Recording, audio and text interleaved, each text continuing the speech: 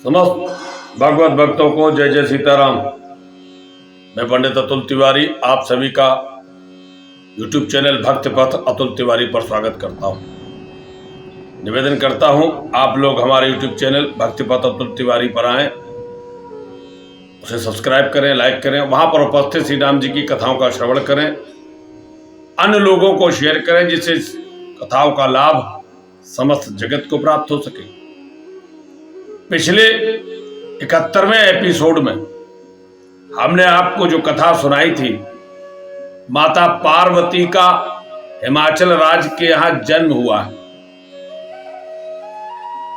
और यह सुंदर कथा हमने आपको सुनाई थी कि जब से माता उमा ने शैलराज हिमालय के यहां जन्म लिया तो सकल सिद्ध संपत्ति तह छाई। आनंद ही आनंद हो गया है। कितना परिवर्तन हो गया हिमालय में कि गोस्वामी जी लिखते हैं कि सरता सब पुनीत जलो बहि, खग मृग मधुप सुखी सब राही। हमारे यहां कन्या को लक्ष्मी कहा जाता है और लक्ष्मी सुख संपत्ति की प्रतीक होती। और गोस्वामी जी ने देखिए यहां पर स्पष्ट रूप से लिखा नहीं है कि लक्ष्मी जी आई हैं, परंतु देखिए कन्या लक्ष्मी रूप होती है, इसका सुंदर चित्रण यहां पर गोस्वामी जी ने किया है। यह उनकी काव्य शैली है कि गूढ़ शब्दों में ही स्पष्ट किया है कि जब कन्या घर में जन्म लेती है तो घर में आनंद ही आनंद होता है।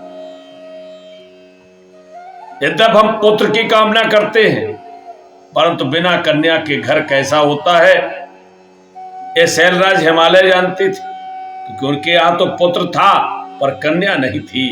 पर जब कन्या हुई तो क्या हुआ? सरिता सब पुनीत जलो बाही, खग मृग मधुप सुखी सब रही। क्यों ना हो, जहां जगत जननी जगदम्बा ने अवतार लिया, समस्त सृष्टि का पालन करने वाली ऐसी जगदम्बा ने जहां अवतार ले लिया हो तो क्या होता है? सहज बयर सब जीव त्यागा, और गिर पर सकल करहे अनुरागा। वहां पर रहने वाले जो जीव थे, उन्होंने जिनका आपस में बैर रहता है, उन्होंने आपस के बैर त्याग दिए। सिंह और मृग हिरन एक ही घाट पर पानी पी रहे हैं, साथ ही साथ घूम रहे हैं, अब बैर ही नहीं रहा। जगदम्बा की आराधना जब व्यक्ति करता है, हाँ, जगत जननी की शरण में जब चला जाता है, माता अन्नपूर्णा के चरणों में जब व्यक्ति शरण प्राप्त कर लेता है तो ऐसी ही स्थिति होती है। और उसका परिणाम क्या हुआ? गिर पर सकल करें अनुरागा। अच्छा, पर्वतराज हिमालय से भी अब सब लोग अधिक प्रेम करने लगे। एक कारण भी तो जगदम्बा ही थी। सोह शैल गिरिजा गृह आए, जिम जन राम भगत के पाए। अच्छा, हम ये बात नहीं कह रही, गोस्वामी जी ने जब लिखा तो लिखते लिखते फिर अंत में ऐसा लिख दिया, क्योंकि उन्हें कोई बात समझ में नहीं आई तो उन्होंने कहा, क्योंकि इनकी महिमा इतनी अधिक है कि गोस्वामी जी कहने लगे हम कितनी महिमा कहें माता गिरिजा की। तो जब कोई बात नहीं आई तो कहा सोह शैल गिरिजा गृह आए। माता गिरिजा के यहां पर आने से शैलराज हिमालय शोभायमान होने लगा। ऐसा शोभायमान होने लगा, कैसा? जिम जन राम भगत के पाए। जैसे व्यक्ति मनुष्य राम भक्ति के पाने से शोभायमान हो जाता है, अर्थात जब भक्त को राम भक्ति प्राप्त हो जाती है तो वह शोभायमान हो जाता है, अर्थात जितने राम भक्त हैं वह शोभायमान होने चाहिए। हमें शोभायुक्त दिखने चाहिए। हमारी दृष्टि में राम भक्तों का आदर होना चाहिए। गोस्वामी जी ने यही बात लिखी। और राम भक्त से हीन व्यक्ति कैसा होता है? लवन बिना बहु व्यंजन जैसे, भगतहीन नर सो है कैसा, अब बिनु जल बारिद देखे जैसा।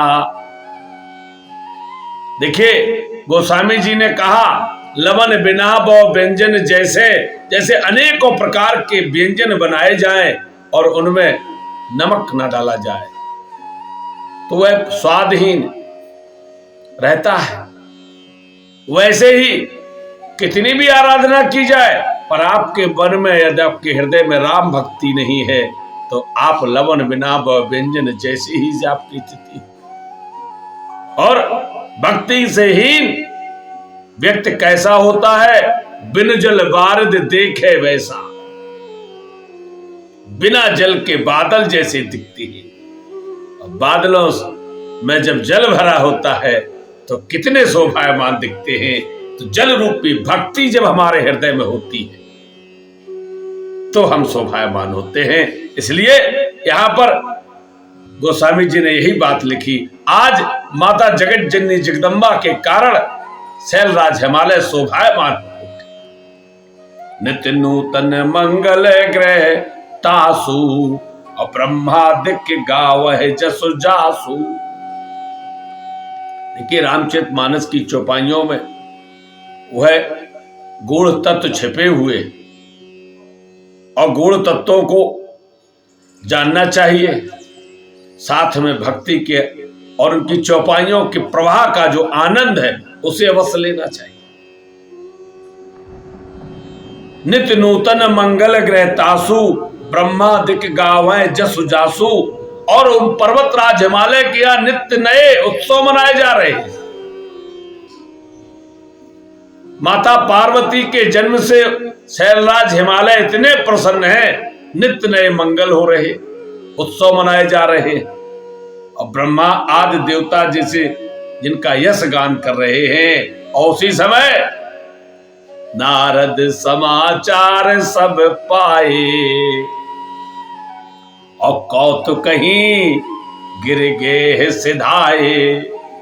नारद जी को भी पता चला है, नारद जी को भी पता चला कि माता सती ने वहां पर पार्वती के रूप में अवतार ले लिया है। तो कौतुकी तो है ही, कौतुक कहीं गिर गे सिधाए। कौतुक से ही कि चलो हम भी चलते हैं, चलो हम भी चलते हैं। और सीधे शैलराज पर्वत के यहां आ जाते हैं, शैलराज हिमालय के यहां पहुंचते हैं। शैलराज बड़े आदर कीना। पर्वतराज हिमालय ने जो ही देखा, आहा महामुनि नारद जी आए हुए। तो नारद जी का सत्कार तो प्रत्येक जगह होता है, क्यों ना हो। संत हैं, साधु हैं, और संत सबका हित करते हैं। और नारद जी तो सभी का हित करते हैं। नारद जी का सम्मान देवताओं में भी है, दैत्यों में भी है। इनका कोई शत्रु नहीं है, कोई मित्र नहीं है। आपने कथा सुनी भी होगी, वसुदेव जी ने भगवान कृष्ण को जब यशोदा मैया के यहां, नंद बाबा के यहां भेज दिया है, और कंस बहुत ढूंढ रहा है और बालकों की हत्या करा रहा है, परंतु कंस पता नहीं कर पाता है। परंतु नारद जी आकर कंस के आकर समाचार देते हैं कि हे राजन, तुम जिसकी खोज कर रहे हो वो तो गोकुल में है, और वह नंद बाबा के यहां है। ये नारद जी है। कंस बड़ा प्रसन्न हो जाता है। तो नारद जी का आदर दैत्यों में भी होता है और देवताओं में भी। परंतु नारद जी है संत, क्योंकि इनके द्वारा कही हुई बात हमें भले ही लगे कि अरे नारद जी ने भगवान का पता कंस को बता दिया। अरे संत हैं, संत जो भी करते हैं वह शुभ ही होता है। और उसका परिणाम देखिए, नारद जी ने जब कंस को बताया है, तभी कंस ने जो भयानक राक्षसी पूतना, अघासुर, बकासुर, धैनुकासुर, तृणावर्त, ऐसे अनेकों राक्षसों को भेजा और भगवान ने संहार किया है। ये नारद जी हैं। तो नारद जी पहुंचते हैं और तो शैलराज हिमालय ने बड़ा ही आदर किया है, पाद अर्ध आचमनी प्रदान किया, आसन प्रदान किया है, पद पखार बर आसन दीना, चरणों को पखारा है, श्रेष्ठ आसन पर विराजमान किया है नारद जी को। नार सहित मुन पद सिरो नावा, और चरण सलिल सब भवन सिचावा। अब यहां पर देखिए, गोस्वामी जी ने हमें एक संकेत किया है। संकेत यह है कि हमें संतों का आदर कैसे करना चाहिए, सम्माननीय व्यक्तियों का आदर हमें कैसे करना चाहिए। आदर हमें ऐसे ही करना चाहिए जैसे पर्वतराज हिमालय नारद जी का कर रहे हैं। शैलराज बड़ आदर कीना, पद पखार बर आसन दीना, चरणों को धोया है, श्रेष्ठ आसन पर विराजमान किया है। गोस्वामी जी ने आगे और स्पष्ट किया है, नार सहित मुन पद सिरनावा। अपनी भार्या के साथ आकर के शैलराज हिमालय ने नारद जी के चरणों में प्रणाम किया है, और चरण सलिल सब भवन सिचावा, और उनके चरणोदक को लेकर के पूरे महल में अपने छिड़कवाया है। ये संतों के चरणोदक भी कितना श्रेष्ठ होता है। जो संत जो आए तो हमें उनका ऐसे ही आदर करना चाहिए, और जब उनका ऐसे आदर करते हैं तब उनकी कृपा भूर भूर कृपा बरसती। और संत जाने संत अनंत समाना, संत तो स्वयं भगवान होते।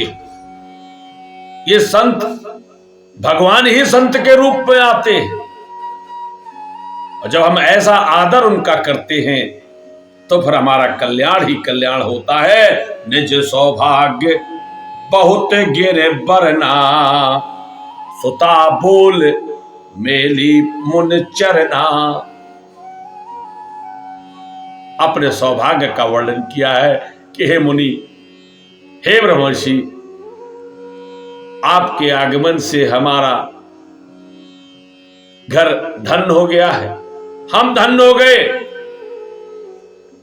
हमारा पूरा परिवार धन हो गया, हमारा राज्य धन हो गया। और ऐसे ही अगर इस प्रकार की भावना से हम संतों का सम्मान करें तो क्यों ना हो, क्यों नहीं हमारा कल्याण हो। क्योंकि संत कल्याण ही करते हैं। संतों के चरणों की धूल भी, गोस्वामी जी ने भी रामचरितमानस की जब रचना की तो प्रथम जो पहली चौपाई लिखी है, बंदौ गुरुपद पदुम परागा, सुरच सुबास सरस अनुरागा, अमय मूरमय चूरन चारु। बंदौ गुरुपद पदुम परागा, चरणों की रज की वंदना की है। तो गुरुदेव के संतों के चरणों की जो रज है, जब वह ही इतनी पवित्र है। अच्छा, और विचार कर लेते हैं, संतों के चरणों को हम धोते हैं, पखारते हैं, क्यों? चरणों में लगी हुई धूल वह श्रेष्ठ है, और जब उनके चरणों को हम पखारते हैं तो उसमें लगी हुई धूल साफ होकर कहां पहुंच जाती है? उस जल में पहुंच जाती है। और उस जल को हम क्या करते हैं? पद पखार जल पान कर आप सहित परिवार। हमें उस जल को पीना चाहिए परिवार सहित। वह तो चरणोदक है,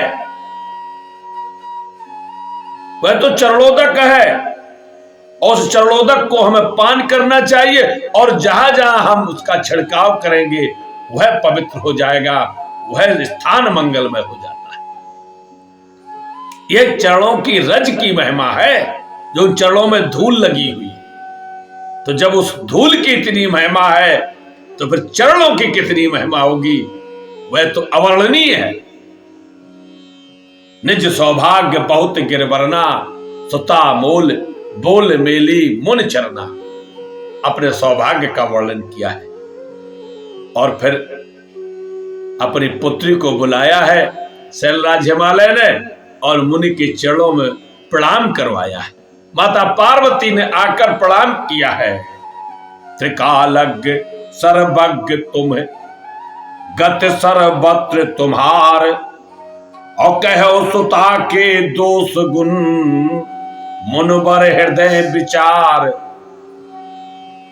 पुत्री का जन्म हुआ है, अब मुनि आए हैं और मुनि से विनय करते हैं, हे मुनिवर, आप तो त्रिकालज्ञ हैं, आप सर्वज्ञ हैं, गत सर्वत्र तुम्हार, तुम्हारी पहुंच हर जगह है। यहां पर गति से अर्थ पहुंच, सर्वत्र आपकी पहुंच है, आप प्रत्येक जगह जा सकते हैं। बात तो सही भी है, जहां कोई ना पहुंचे वहां नारद जी पहुंच सकते। अभी हमने इससे पहले ही कहा था कि नारद जी चाहे देवता हो चाहे दैत्य हो, इनकी पहुंच प्रत्येक जगह है, और प्रत्येक जगह आदर किया जाता है।